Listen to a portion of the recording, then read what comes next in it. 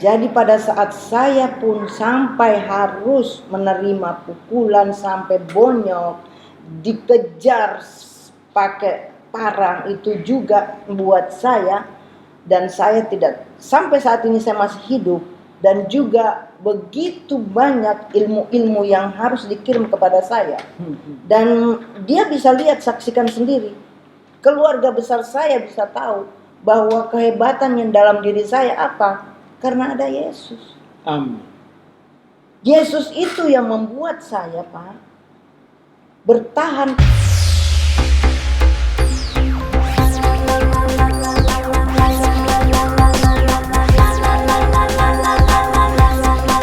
Haleluya.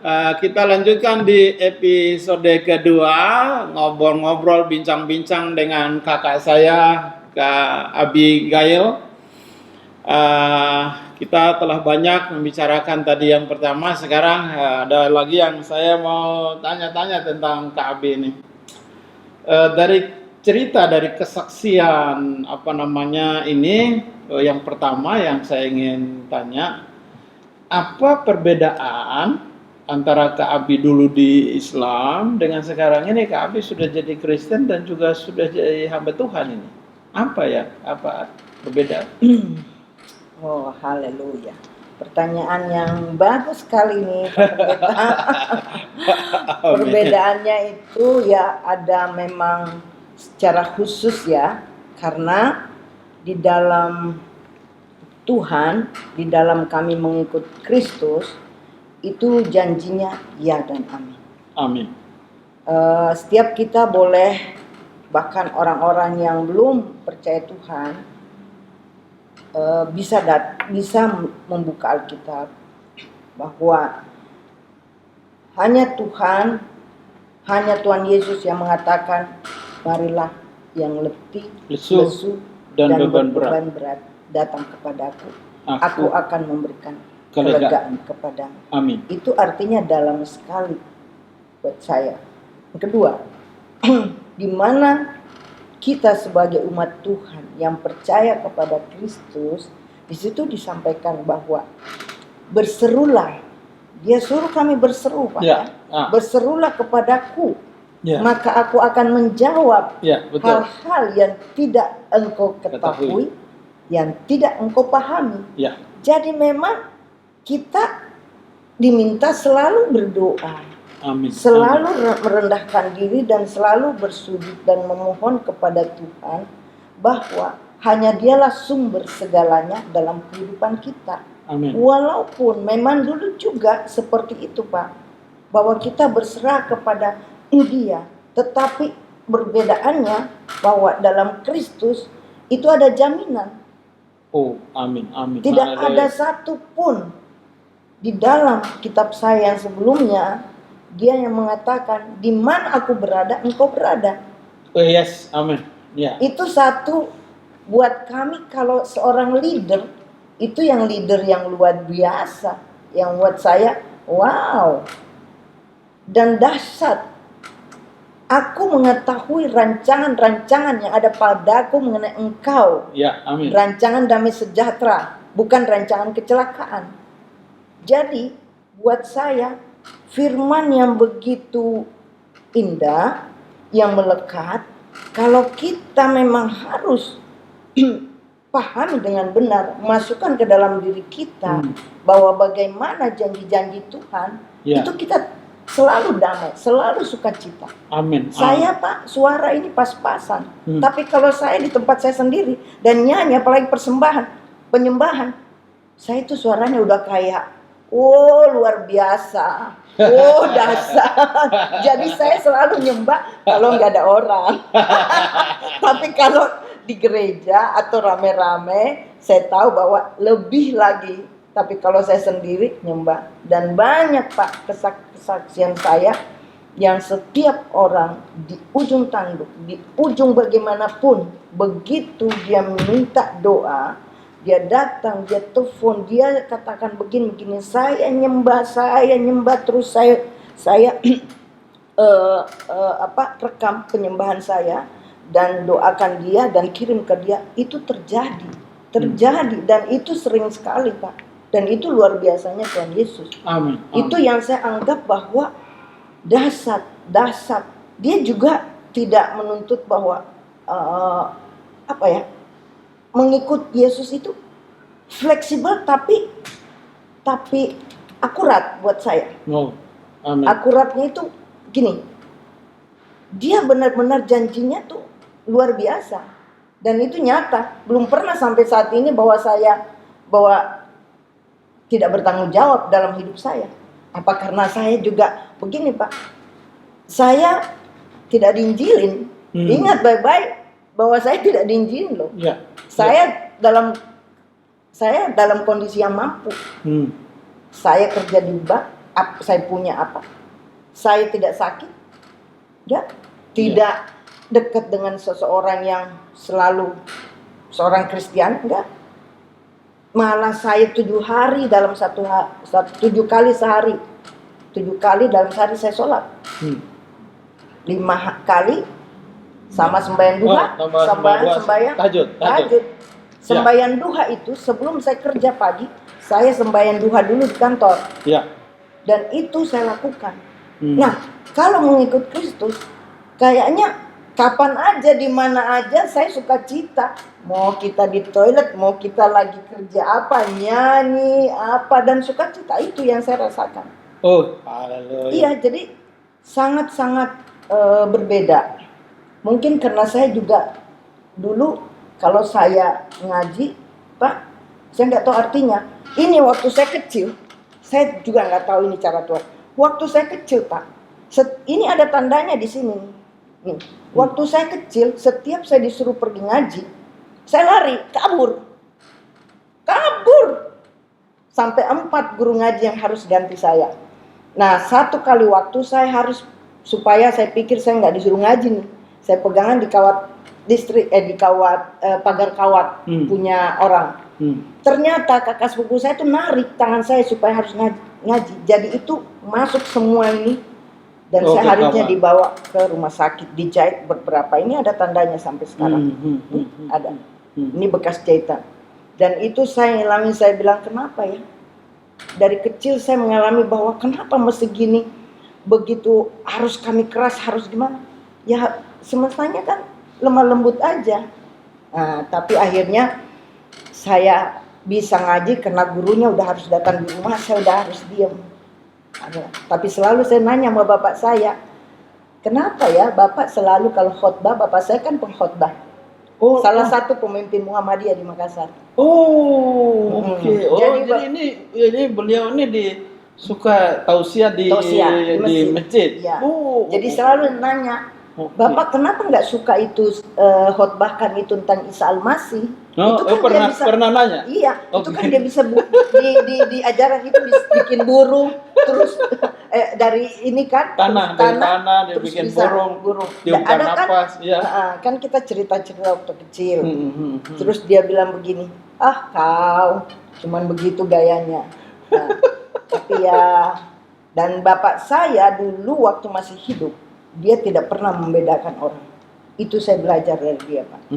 Dia sangat mengasihi semua orang. Dia benar-benar ngambil sesuai di Al-Quran. Hablum minallah dan hablum minannas. Oke. Jadi saya kalau ada orang yang, karena buat saya semua agama baik. Tapi mengikut Kristus itu jauh lebih baik. Oh, haleluya. Luar biasa. Semua agama baik, tapi pengikut Yesus Kristus jauh lebih baik. Tidak pernah ada nabi di dalam kitab-kitab suci, baik kitab sucinya orang Yahudi, kitab sucinya siapa saja, kecuali di dalam Bible. Tidak ada nabi dari Nabi Adam, bahkan di dalam Islam ada 25 nabi dan rasul yang wajib dipercayai, yang mulai dari Nabi Adam sampai dengan Nabi besar Muhammad yang diakui oleh Nabi oleh kaum muslimin, yang pernah berkata, aku menyertai engkau sampai kesudahan alam. Enggak ada. Nabi Adam tidak pernah berkata, demikian Nabi Ibrahim tidak pernah berkata, Nabi Daud tidak pernah berkata, Nabi Sulaiman tidak pernah berkata, Nabi Elia tidak pernah berkata, Nabi siapa-siapa yang tidak pernah berkata, bahkan Nabi Muhammad tidak pernah berkata bahwa aku menyertai engkau sampai kesudahan alam. Tetapi Yesus Kristus atau Isa Al-Masih dia berkata, aku menyertai engkau sampai kesudahan alam. Jadi bukan saja sewaktu orang-orang percaya itu hidup, tapi kesudahan alam dia menyertai kita. Itulah damai yang luar biasa. Luar biasa. Rupa-rupanya ayahandanya beliau ini, saudara, di Makassar adalah bukan hanya sebagai orang Islam biasa, tetapi juga sebagai khatib di masjid, pengkhotbah, suka menyampaikan tausiah di masjid. Ini rupa-rupanya masuk dalam kategori alim ulama, saudara. Pernah berkomunikasi dengan, tadi dia dengar cerita bahwa beliau pernah bertanya kepada ayahandanya, kenapa tidak pernah ngomongin tentang Isa waktu tausiah, tetapi ayahandanya berkata, kamu selalu begitu, gitu. Rupa-rupanya memang sudah penasaran dengan Isa Al-Masih dari kecil. Nah, sekarang Isa Al-Masih atau Yesus Kristus tangkap hamba Tuhan ini, dan itulah damai sejahtera yang dia berikan kepada kita. Di dalam Yesus selalu ada kepastian. Di luar Yesus hanya insya Allah dan mudah-mudahan. Hebat. Bagian kedua yang saya ingin tanya, gali lagi dari kakak saya ini. Saudara, tadi di periode pertama saya dengar sedikit sedih juga ya. Karena bukan saja dikucilkan oleh keluarga, tetapi juga sempat digebuk sama abangnya. Abangnya, kakaknya laki-laki adalah seorang suhu, karateka, dan juga punya ilmu-ilmu yang lain, dan itu sempat digebuk wajahnya sampai bonyok, saudara. Dan itulah yang dialami oleh kakak saya ini, Kak Abi. Nah, sekarang saya ingin tanya ini, saudara. Ini iman yang sangat-sangat membangun iman kita saat ini dengan kesaksian ini. Ini kan sudah sangat, menurut saya ini sudah keadaan yang, penderitaan yang teramat sangat. Percaya kepada Yesus Kristus. Ditolak oleh keluarga, bukan saja ditolak, saudara, tapi ini digebuk loh. Dan tapi ini tidak pernah mundur, tidak ada kata mundur, nggak ada kata berhenti. Ikut Yesus nggak ada kamus mundur, nggak ada kamus berhenti, nggak ada. Malah tetap kuat di dalam Tuhan. Dan itu saya ingin korek nih, Kak Abi. Apa ilmunya? Apa kiatnya? Apa yang Kak Abi lakukan sehingga dari penderitaan yang teramat sangat, digebukin, ini sama kakak, ditolak orang, dibully atau ditinggalkan oleh teman-teman, nah sekarang masih tetap setia kepada Yesus, bahkan memimpin persekutuan dalam pelayanan. Apa rahasianya dan apa kiat-kiatnya kami sehingga tetap setia kepada Yesus sampai dengan saat ini? Saudara, kalau kita hidup tenang-tenang aja, kalau kita bilang kita diberkati, kita cukup, kita punya harta, kita punya rumah, kita punya suami, istri, anak, mobil, dan segala macam, kita bisa berkata haleluya, itu lumrah. Tapi ini digebuk, ditonjok, saudara. Tapi masih setia kepada Tuhan. Nah, kita dengar kisah dan ceritanya. Haleluya. Haleluya. Ya memang sih kalau secara fisik ya Pak ya, dan akal pikiran hati kalau mau bicara itu kita rasanya mau balas. Tetapi kan di dalam Kristus kita diajarkan. Bahkan sebelumnya pun kita itu sudah memahami bahwa kita diajarkan kasih. Membalas kejahatan dengan kejahatan itu sama aja bohong. Iya. Tetapi kita diajarkan balas kejahatan dengan kebaikan. Iya. Jadi pada saat saya pun sampai harus menerima pukulan sampai bonyok, dikejar pakai parang, itu juga buat saya, dan saya tidak, sampai saat ini saya masih hidup, dan juga begitu banyak ilmu-ilmu yang harus dikirim kepada saya. Dan dia bisa lihat, saksikan sendiri. Keluarga besar saya bisa tahu bahwa kehebatan yang dalam diri saya apa? Karena ada Yesus. Amin. Yesus itu yang membuat saya, Pak, bertahan karena saya tahu dia janjinya yang tadi pendeta katakan, menyertai sampai akhir zaman.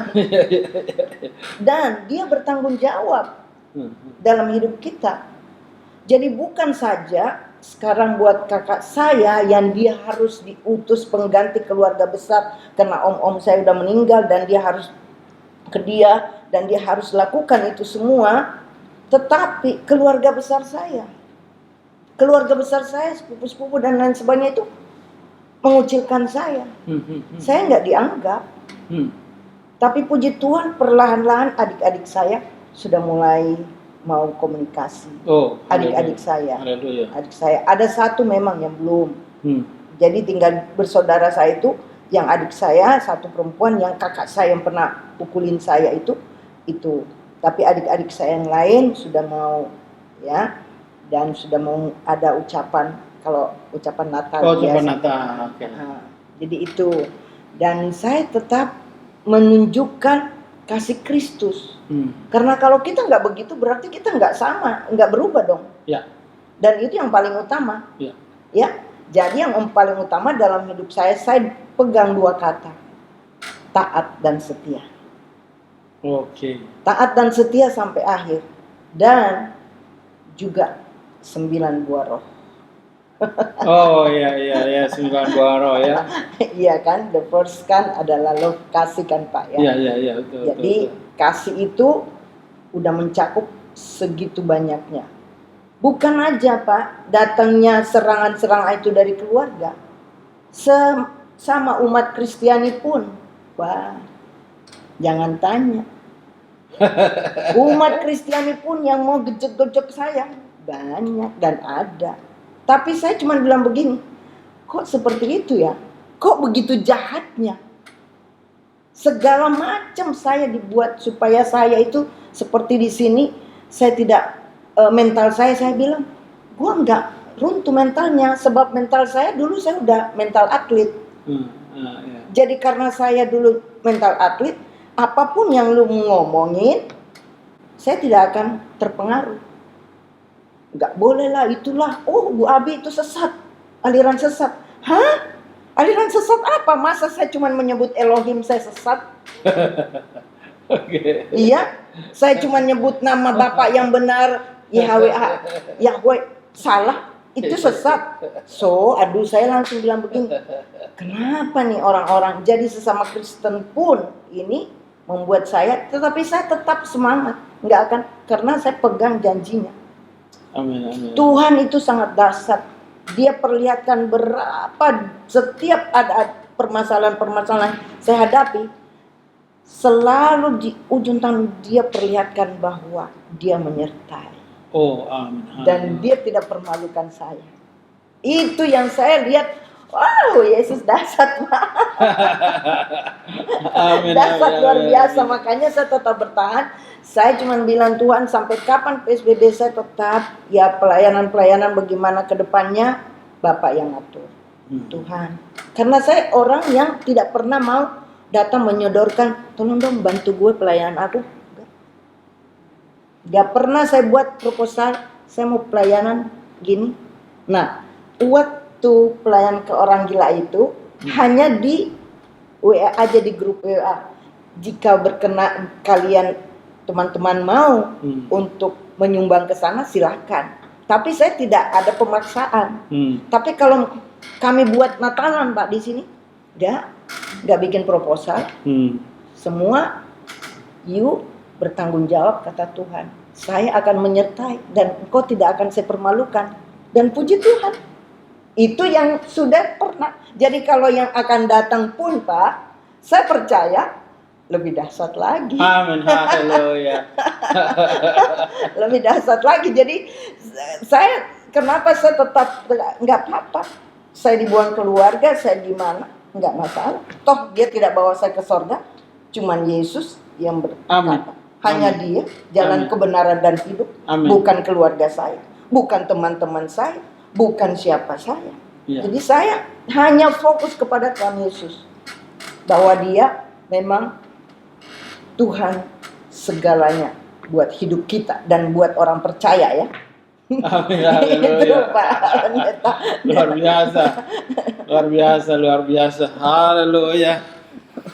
Saudara yang dikasih oleh Tuhan, ini adalah satu pengakuan iman yang sangat luar biasa bahwa di ujung dari segala persoalan itu mengalami bahwa Tuhan selalu ada untuk menolong, untuk menopang Kak Abi dengan iman yang penderitaan yang sedemikian parah masih setia kepada Tuhan.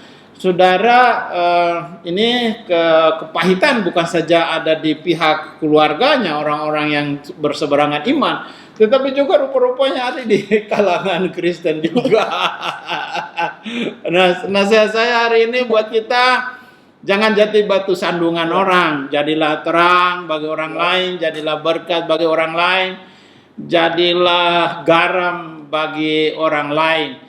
Dan kita dipanggil oleh Tuhan memang untuk memberkati sesama, menolong sesama, melayani sesama.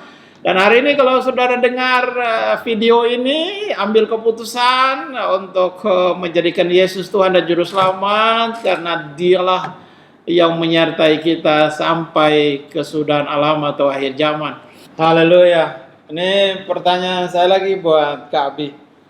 Dari kisahnya Kak Abi yang sangat membangkitkan iman saya,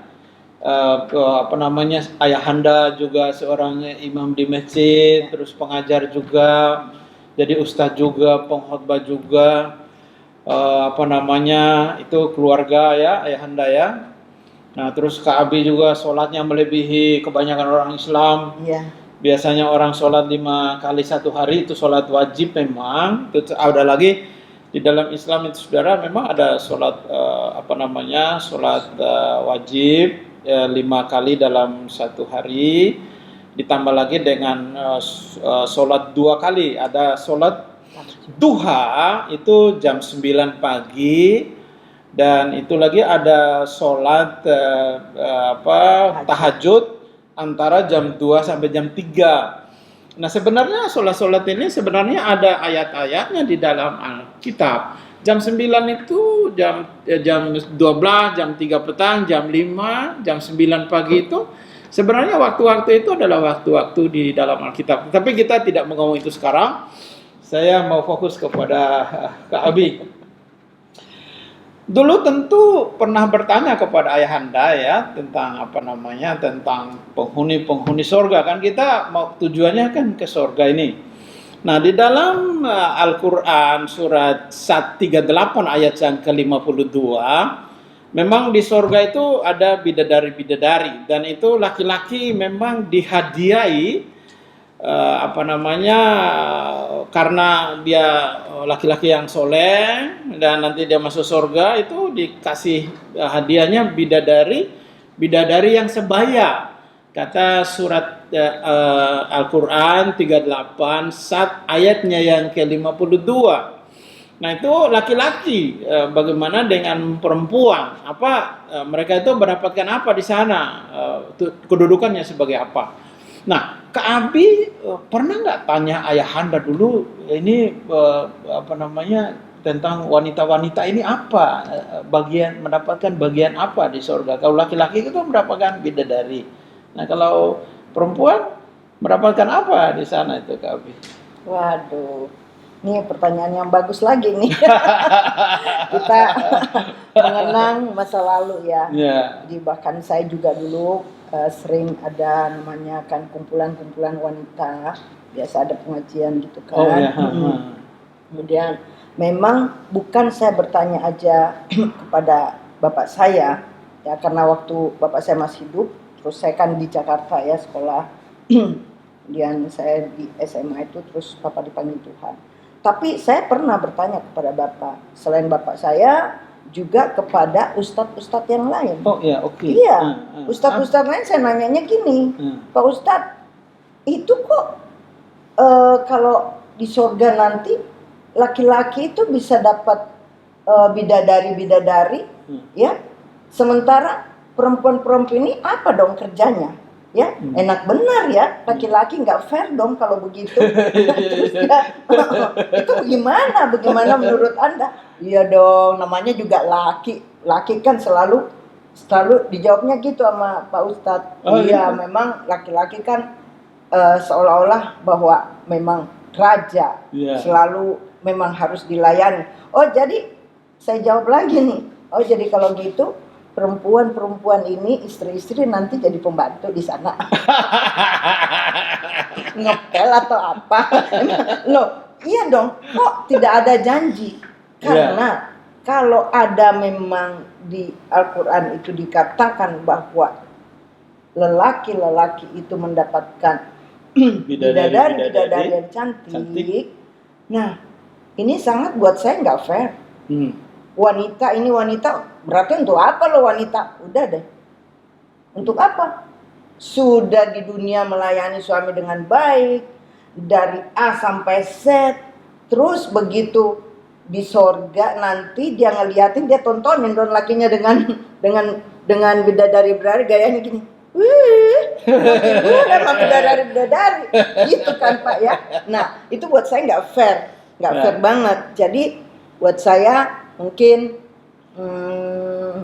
hal ini ya masih tanda tanya dan jujur saya tidak bisa jawab karena pendeta pun Ustadz pun nggak bisa jawab. Oke. Haleluya. Memang saudara, karena tidak ada sesuatu yang pasti bagi wanita di surga, lalu buat apa mempertahankan keyakinan dan agama saudara?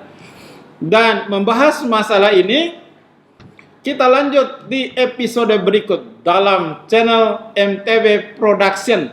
Jangan tinggalkan channel ini dan share video ini, like, jangan lupa bunyikan lonceng, sebab dikala kami memberitakan, memposting video, maka saudara mendapatkan informasi darinya. Tuhan Yesus Kristus memberkati kita. Bagi yang percaya, tetap setia kepada Tuhan Yesus Kristus apapun yang terjadi dalam kehidupan kita. Bagi yang belum percaya, dengar video ini, jangan lama-lama ambil keputusan karena kita tidak tahu apa yang terjadi besok. Tuhan Yesus Kristus memberkati kita. Haleluya. Salam Kak Abi. Haleluya. Salam, terima kasih. Tuhan Yesus memberkati. Amin. Amin.